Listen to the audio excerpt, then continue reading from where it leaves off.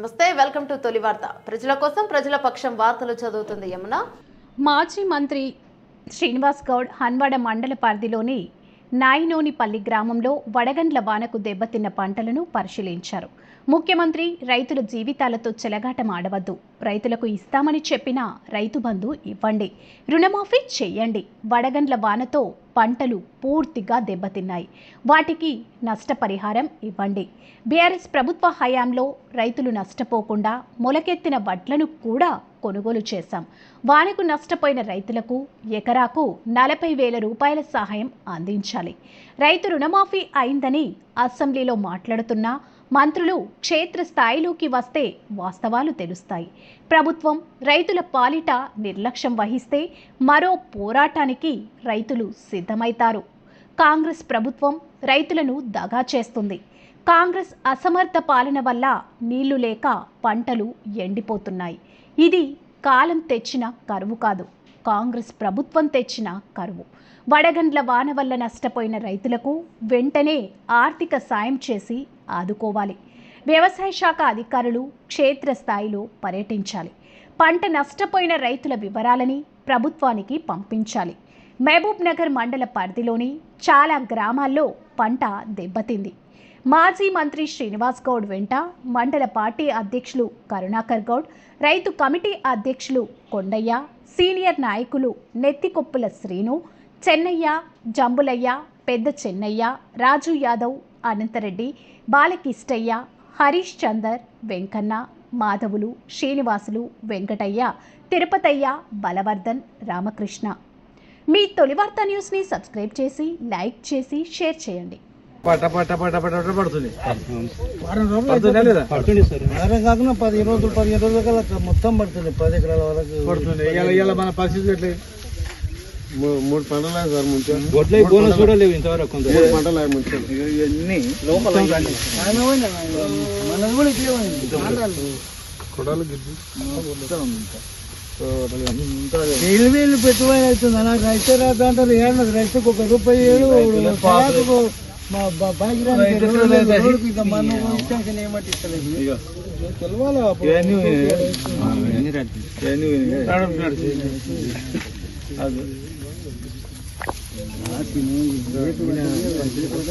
ఒక్కలపల్లె, కోడూరు, రామచంద్రపురం, చౌదరిపల్లె, జనసపూర్ అయితే అసలు ఇట్లా తీస్తే ఇది కూడా లేదు. నువ్వు మొన్న పోయినావు కదా ఇక్కడ మన సైడ్ కూడా అంతే. ఇప్పుడు దెబ్బకి ఏమైందంటే ఆ వలగండ దెబ్బకి షాక్ కొట్టినట్లా పాలు పెట్టవు, పాలు పెట్టవు. మిషన్ పెట్టినా కూడా ఇది మొత్తం పోతుంది. ఇంకా మిషన్ ఇంకా పోతుంది. ఇది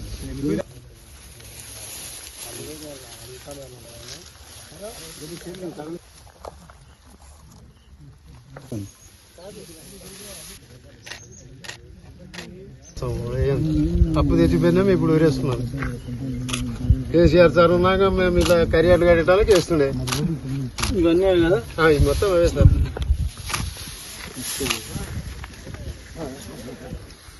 పోయి మొత్తం పోయింది అంతా పోయింది.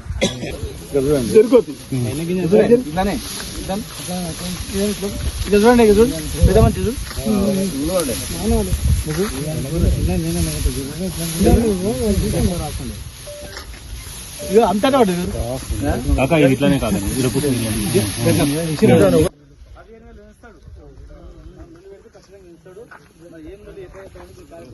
ప్రభుత్వానికి, ముఖ్యమంత్రి గారికి మేము విజ్ఞప్తి చేస్తా ఉన్నాం. దయచేసి రైతుల జీవితాలతో చెలగాటం ఆడొద్దు. ఎలక్షన్లో 420 హామీలు ఇచ్చారు. సరే, ఏం చేస్తారో మొట్టమొదటిగా రైతులది మాత్రం చేయండి. రైతుల అజెండానే మీ ప్రధానంగా తీసుకోండి. రైతులకు ఏమేమి హామీలు ఇచ్చిర్రో రైతులకు ఇచ్చే హామీలు మొదలు నెరవేర్చండి. మిగతాయి తర్వాత సెకండ్ పీరియడ్లో పెట్టండి. రైతులకు ఇస్తానటువంటి రైతు బంధు ఇవ్వండి. దయచేసి కౌలు రైతులకు కూడా ఇస్తామన్నారు, కౌలు రైతులకు ఇవ్వండి. ఇలా వడగండ్ల వానకు చూడు ఎట్లయిపోయినవన్నీ. మొత్తం టోటల్గా మొత్తం పుట్టతోనే ఉండేటువంటి పంట మొత్తం తాళతాళైపోయింది, పడిపోయింది. వడగండ్ల వాన వల్ల నష్టపోయినటువంటి రైతులకు ఎకరకు 40,000 చొప్పున ఇవాళ మేము డిమాండ్ చేసినాం. ఒక పాక్షికంగా దెబ్బతిన్న దానికి ఒక రేటు పెట్టండి, పూర్తిగా పోయిన దానికి 40,000 ఇవ్వండి, ఏదో ప్రకటించండి. కష్టపడి పండించిన రైతు ఇవాళ దుఃఖంలో ఉన్నాడు. మేము కందులు కానీ పెసర్లు కానీ మొలకెత్తిన విత్తనాలు కూడా మేము కొన్నాం. రైతులకు గిట్టుబాటు ధర ఇచ్చినాం. వర్షాలు వచ్చో లేకపోతే ఏదైనా తెగులు ఏమైనా అయితే కూడా ఆ రైతులను ఆదుకున్నాం. ఇలా మీరు రాష్ట్రం మొత్తం మీద ఒక 200 కోట్లు ఖర్చు పెడితే సరిపోతుంది ఇప్పుడు ఈ వడగండ్ల బాధితులకు ఇచ్చేది. దయచేసి ఇమ్మీడియట్గా సాయం చేయాలి. రైతు బంధు కూడా వెంటనే విడుదల చేయాలి. మీరు ఇస్తాన్న ఎకరా 15,000 చొప్పున ఇమ్మీడియట్గా ఇవ్వాలి. ఇలా రైతులందరూ కూడా మీ రైతు బంధు పెంచి ఇస్తాము అన్నందుకే మీకు ఓట్లు వేసారు, అధికారంలోకి వచ్చారు. వచ్చిన తర్వాత మీరు మర్చిపోతే ఎట్లా? బోనస్ లేదు, పీనస్ లేదు, రుణమాఫీ లేదు. చెప్తున్నా పెద్ద మనిషికి ₹1,00,000 ఉందంటే రుణమాఫీ కాలేదు. అనంత్ రెడ్డి గారికి 1,50,000 ఉంది, ఆయన కాలేదని చెప్తున్నాడు. 1,00,000 మన పెద్దసేన రెడ్డి అన్న సొసైటీ డైరెక్టర్ ప్లస్ చిన్నారెడ్డి ఆయన నారాయణ పెద్ద మనిషి. ఏం పేరు తమ్మి? బాలవర్ధన్. నీ పేరు ఉందా? మా బాలవర్ధన్ పేరు ఎంత? 2 లక్షలు.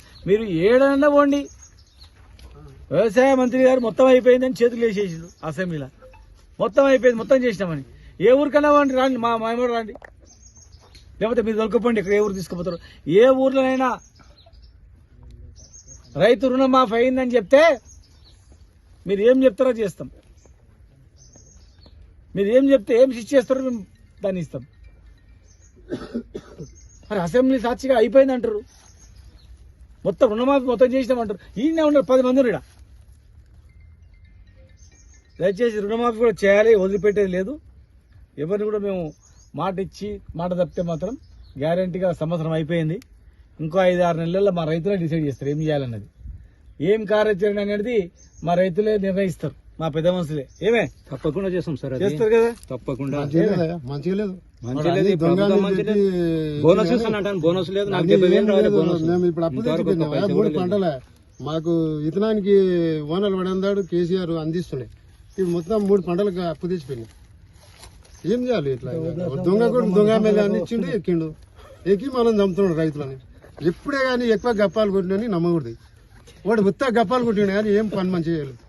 మరి ఎట్లా సంసారంలో అయినా బయట అయినా గప్పాలు కొట్టినని ఎప్పుడు నమ్మకూడదు. మోసం సార్, మోసం చేసిండు. ఇప్పుడు అయిపోయింది, సంవత్సరం దాటిపోయింది, 3 నెలలు అయింది. ఇక మనం ఇంకా చూద్దాం. చూద్దాం కాదు, ఇప్పుడు ఇదే ఎలక్షన్ పెడితే రాడు. ఎలక్షన్ గురించి కాదు, ఇక ఎలక్షన్ టైం ఉంది కదా. ఆ లోపలైతే మనం తెచ్చుకోవాలి, అన్నది గుంజుకోవాలి, అన్నది ఖచ్చితంగా సాధించాలి. ఏం కార్యాచరణ ఇస్తారో మీరు ఇవ్వండి. మీరు గీత దాటకుండా మేము చేస్తాం. మరి ఈ చేనులు కూడా ఎండిపోయిన వచ్చినాయి, ఇంకా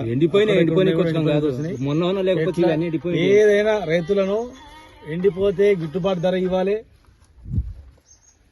వడగండ్ల బాధితులకు గిట్టుబాటు ధర ఇవ్వాలి. ఖచ్చితంగా ఎట్టి పరిస్థితులలో మీరు ఇస్తున్న రైతు బంధు గ్యారంటీ వేయాల్సిందే, ఇడిచిపెట్టే ప్రసక్తి లేదు. అంతేనా? అంతే సార్, అంతేనా? ఖచ్చితంగా త్వరలోనే మీరు నిర్ణయించండి. గ్యారంటీ సాధించుకోవాలంతే. జై తెలంగాణ, జై తెలంగాణ, తెలంగాణ దొంగ కొడుకు దొంగ మాట చెప్పాడు.